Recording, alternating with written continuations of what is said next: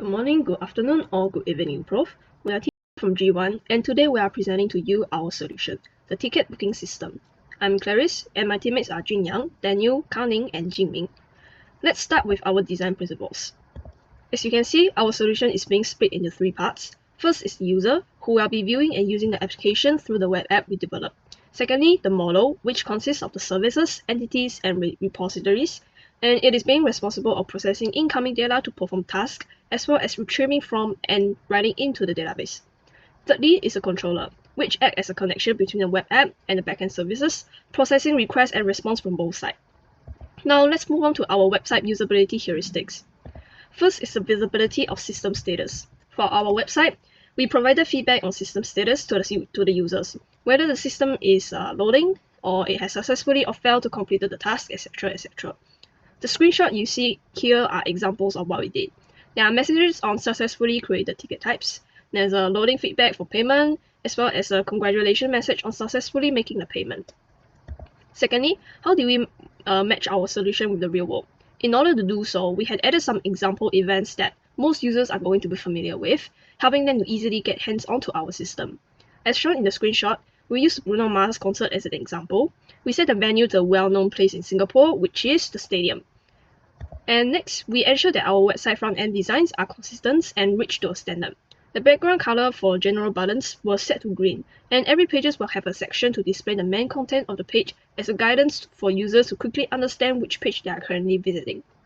And besides from the consistency of design, we also ensure the website is well organized and looks clean and tidy in order to provide a better user experience. Furthermore, we also keep only the necessary contents, information, and function button in our websites. We do our best to make sure it looks simple, while it is functional and visually appealing, as well as being neat and tidy in order to allow users to quickly and easily find what they are looking for. In addition, we also made our website more recognizable rather than making users memorize function with relative button, which input field requires what contents and etc. etc. So we designed the buttons in such a way that they are very visually appealing, and user can be able to guess its function based on the color. For example, red color buttons are generally for cancellation buttons, and green color are generally for submission or addition buttons. More and last, in order to let users know what they did wrong, such as missing an input field or they provided incorrect input type, an access error will occur and a page full with red words error could have appeared and crash the system. And normal users wouldn't have understand what happened. And in order to prevent this kind of situation, we translated the machine error message into human readable form before presenting to the users using the pop-up error messaging tabs. For instance, in the case of user forgot to select payment type, a tab will pop up indicating that the users have forgot to select payment method. Another example would be a missing field. So if an event manager click on submit button after filling up some information to create or edit the event, but there is a blank field, a small indication will appear to tell users that they need to fill in the field in order to successfully complete the task. And that's it for our design principles. Now let's move on to our system architecture. As you can see, we have designed the architecture in such a way that the service will access the classes, APIs, and repository, where it can only connect to database and perform tasks using the repository, and in order to allow users to see the functions. Now we will discuss the features of our system and the libraries used. For our features, firstly, on the user side, there are three types of users: customer, event manager, and ticketing officer. The user can register for an account and log in and out. If the user is an event manager, they are able to add ticketing officers. We have also included password hashing and salting, as well as JSON Web Token authentication for improved security in storing and transmitting of data. Next, for events, the key features include the ability to add, update, cancel, and refund events. We are also able to view sales statistics and track customer attendance for each event. These statistics can be exported to CSV for further analysis. We have also implemented a feature that sends an email notification to affected users when an event is cancelled. For ticket type, we have included the function to create and update ticket types of active events, update of cancellation fee, and the verification of tickets. In addition to verifying within the system, verification can also be done with an encrypted generated QR code. Lastly, for the transactions, we have key features such as booking of ticket within the system and on-site, ability to view transaction history, sending of confirmation email containing the e-ticket, and the cancellation of purchase tickets. Payment for ticket booking can be made using either the user's wallet or Stripe for secure transactions. For our libraries, we have employed React.js and Bootstrap for efficient front-end development, while back-end leverages Spring Boot for robust server-side operations. We use MySQL within Amazon RDS to ensure a scalable database solution, ZXing for QR code generation, JSON Web Token for secure data transmission, Stripe for secure payment processing, and OpenCSV for generating CSV files. So now on to how we split the tasks. Firstly, we perform task identification. We begin by identifying the tasks required to achieve our goals. Then we perform delegation. Tasks are delegated based on individual capabilities and workload capacity. We then conducted regular check-ins to monitor progress, offer support, and address any challenges. Lastly, we make sure that we remain flexible and adjust task assignments as needed to accommodate changing priorities or unforeseen circumstances. Now we will move on to our demo. Next, we will be showcasing our demo. Our web application is made of Spring Boot and React, and this is the web application that we came out with. And let's start with our event manager. Let me log in my event manager account first. Alright, so after you have logged in, you will see like the navigation bar has changed. So on the top, you will see like the home, your username, the manage event button, and the event statistic button, as well as the lookup button. So let's take a look at the manage event first. Right, on the manage event page, you'll see a table here. So you'll see like the event ID, event name, event type, event start date, the event venue, then the event description, then the event status, and the buttons to update events, ticket type, cancel event, and add ticketing officer. But first, let's take a look at the add new event. Add new event button is over here, and you will be shown with a modal that's showing how you can add a new event. So first item is the image. The image, right, if you didn't choose any image, you will go to a default image. But if you have choose an image, then it will be shown like this. Let's create the event name. Then Hard Rock Stadium. Description. Then let's say I want to pick on the 18 October, then 7 p.m. and event will be concert. Event type will be concert, and submit. Once you have successfully created, it will show that you have successfully created here. Right, so at the bottom of the page you will see that what we have just created. So let's say that if I don't like the time, or if I chosen the wrong time, or then I can change here. Let's say if I want to change to 7:30 p.m. Right, successfully update event, and as you can see, the time has changed. Okay, next we will be adding the new ticket option. Right, as you can see that there was like no ticket type, as this is just a newly created event. So let's create a new one.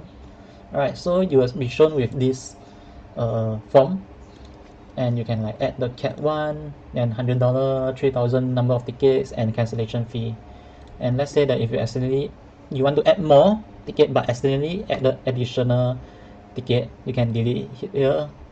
And let's say I want to add cat 2, 230. Alright, then let's create. So it will show with your creation result, showing that whether if you created successfully or not. Alright, so when you come back, you will be shown with this table in the ticket details.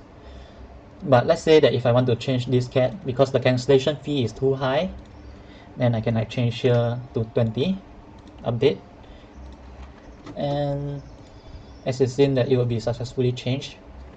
Right, so next I'll be showing you adding the ticketing officer. As there was no ticket officer assigned previously, it will be shown like this. But let's say I want to add another ticketing officer. Let's say I want to add Mary Jane. Then it will say that successfully created. I mean added. And let's say I want to add the Rona McMuffin.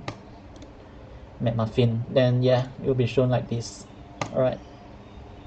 That's all for the manage event. Now, let's start our journey as a new customer. So when I'm on the home screen, I have to click on the login button, where I can sign up for a new account.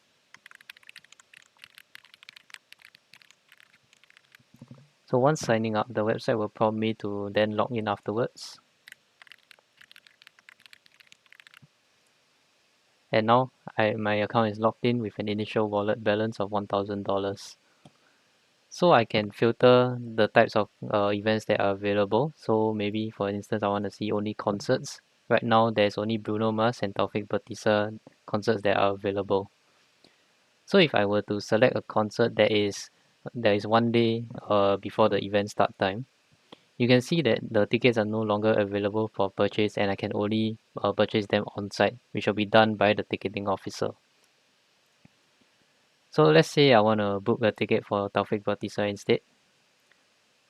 I can choose which types of tickets to purchase. There are 3 different types available, and I can choose one of the 2 payment methods. So for instance, if I were to click wallet,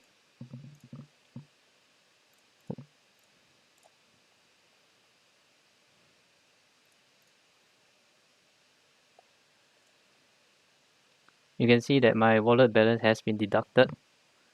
And let's say if I were to do a different payment method, let's say for by card,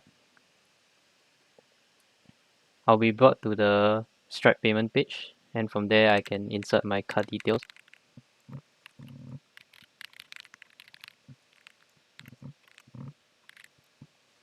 And when I click to pay, yep, and the payment is successful and I can now view it in my booking history. So these were actually the 2 orders that I made just now. For the first one was by the wallet method, and then the second one was by the card method. So for instance, if I want to, let's say, cancel one of those tickets as I booked 2 of them, so I just have to click on cancel booking. And you can see because I cancelled the one that used my wallet balance, it has now increased my balance by another $50. So on the day of the event, those who haven't purchased the ticket online can still purchase the ticket on site, and this will be managed by a ticketing officers who is in charge in the event.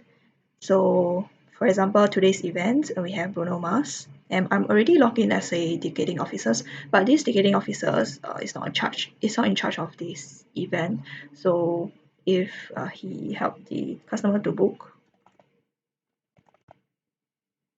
it will show that this ticketing officer has no permission to sell the ticket. So I'll now log in as the ticketing officers who is in charge of the event, Bruno Mars. And this person is Mary Jane. So I'll now help the customer to book a ticket.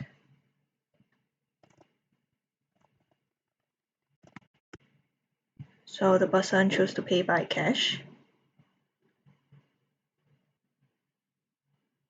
So the ticket has successfully been booked and will be emailed to Kim. And this will be the Kim's email. Yeah.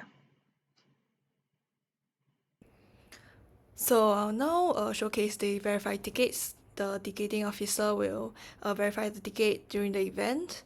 So the customer will bring their e-tickets either on their phone or they have a physical ticket, and the ticketing officer will scan the QR code on the ticket, and it will autofill the ticket information here, and they can check and will verify the ticket. So it says successfully redeemed ticket. So let's say if there's a situation where there's another customer coming in with the same QR code, same ticket that's been stolen and sold to him, and we will scan again and redeem. So it will say that this ticket has already been redeemed. So in this situation, the ticketing officer will file a report and take further actions. And in this situation, this will means that it will be a first come first serve, and if there's any issue faced, they will take further actions. Next, we'll be showing you the report generation. On the top right, you can see that we have this button called Event Statistic. When you click on it, it will show the single event and the all event. Let's take a look at the all event first. On the all event, you'll see a table, And this table includes the columns of event name, ticket sold, and the total revenue. All these events are from the events that you have created, and when you click on the export to CSV, you will see the same data set that is in the CSV format. And next you will see the single event. On the single event, you can click on it will show the list of the event that you have created. Let's take a look at the one that we just created. Right, so on this table we will have the event and the category. This category refers to the ticket category, and the total ticket, the number of tickets sold, the revenue, and the customer's attendance. As this event just started, as this event haven't started, so we don't have any customer's attendance. And we can also export this as the CSV as well. Right, so on this CSV, you'll be showing the same data set. Next, I want to show you is the cancelling of the event. Right, so let's say that we have a bad weather for this Taylor Swift event and we have to cancel it. Then let's cancel. When you click on the cancel event, you'll be prompted with this notes saying that all purchase ticket will be refunded to the customers, and making sure that you want to cancel this event. Right, so if you really want to cancel, let's click on it. Right, so once the event is successfully cancelled, it will send to the customers the email